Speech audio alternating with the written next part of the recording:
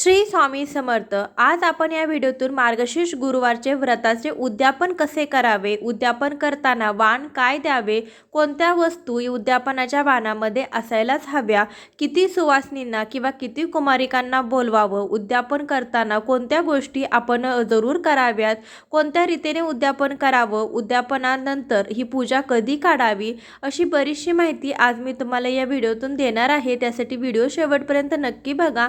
चॅनलवर नवीन असाल, पहिल्यांदाच माझे व्हिडिओ पाहत असाल तर चॅनलला अवश्य सबस्क्राईब करा। तर उद्यापन आपल्याला शेवटच्या गुरुवारी करायचे। मार्गशीर्ष गुरुवारचं व्रत करत असताना आपल्याला पहिले 4 गुरुवार किंवा जे येणारे 4 की 5 गुरुवार आपल्याला उपवास करायचे आणि शेवटच्या गुरुवारी उद्यापन करायचं असतं। तर उद्यापन स्त्री पुरुष कोणीही करू शकतं। कुमारिकांनी हे व्रत केलं असेल तर कुमारिका देखील उद्यापन करू शकतात। सर्वात आधी आपण उद्यापन कसं करावं ते पाहूया। तर उद्यापन करताना आपण 7 किंवा 5 कुमारिकांना किंवा सुवासिनींना घरी बोलवायचं आहे आणि त्यांना लक्ष्मी स्वरूप समजून त्यांना हळदी कुंकू द्यायचं आहे। तर ज्या काही तुम्ही 5 किंवा 7 सुवासिनी बोलवणार आहात, कुमारिका बोलवणार आहात, त्यांना पूर्ण आदराने घरामध्ये बोलावं।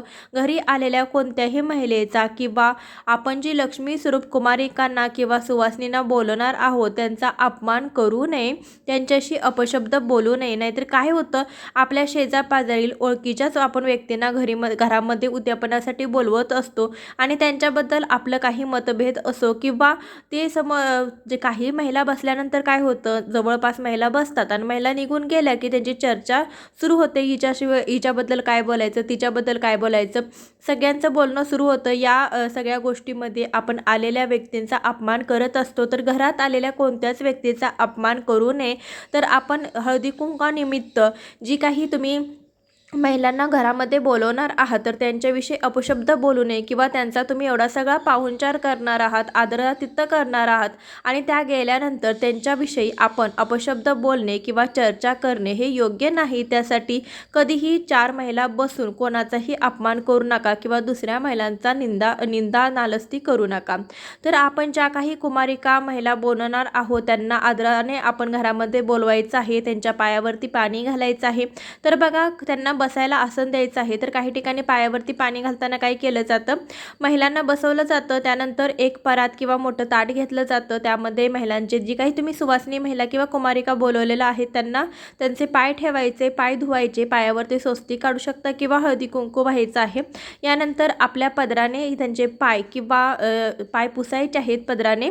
तर त्यानंतर तुम्ही ते पाण्याचं ताट काढून साईडला ठेवायचं आहे। त्यानंतर त्या महिलांना किंवा कुमारिकांना तुम्हाला हळदी कुंकू लावून घ्यायचं आहे।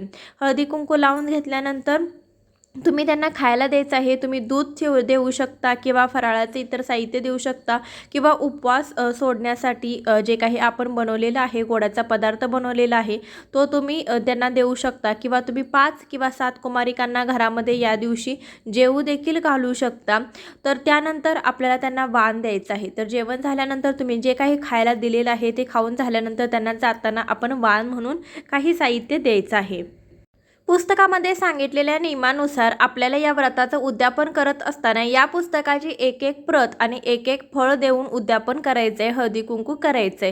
परंतु तुम्हाला आणखीन काही गोष्टी देणं शक्य असेल किंवा त्यांचा मानपान करणं शक्य असेल तर मी सांगितलेल्या पद्धतीने तुम्ही त्यांचा शास्त्रोक्त पद्धतीने मानपान करू शकता।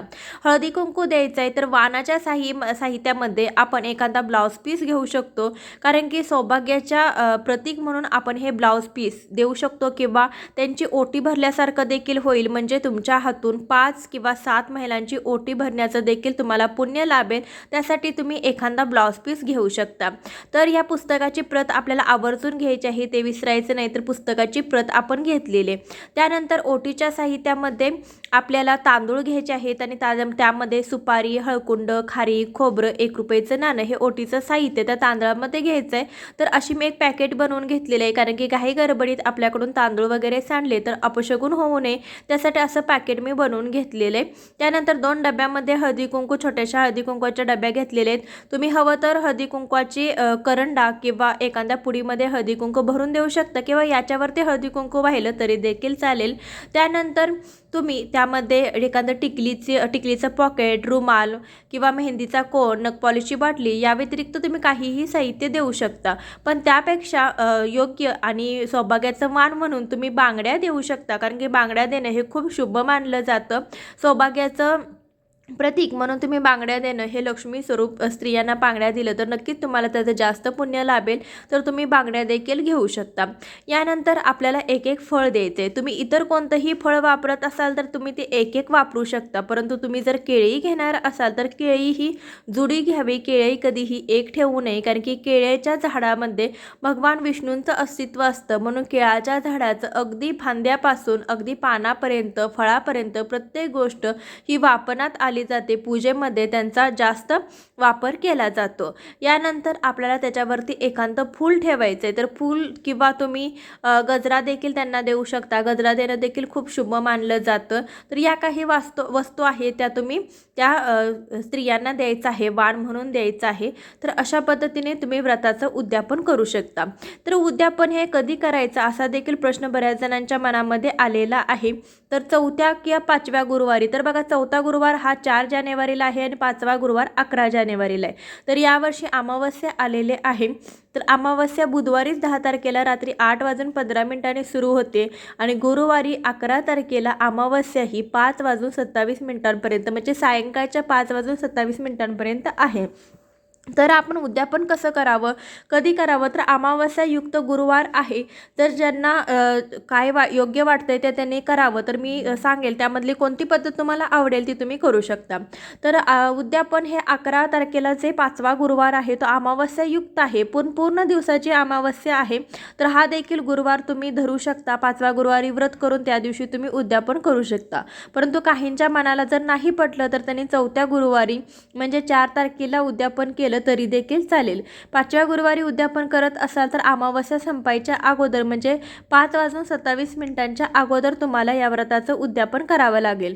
म्हणजे सकाळी तुम्ही व्रताची मांडणी, कथा, आरती करू शकता, पूजा करू शकता आणि सायंकाळी 4 पासून तुम्ही 5-5:30 पर्यंत या व्रताचं उद्यापन करू शकता. असं केलं देखील तरी देखील चालेल.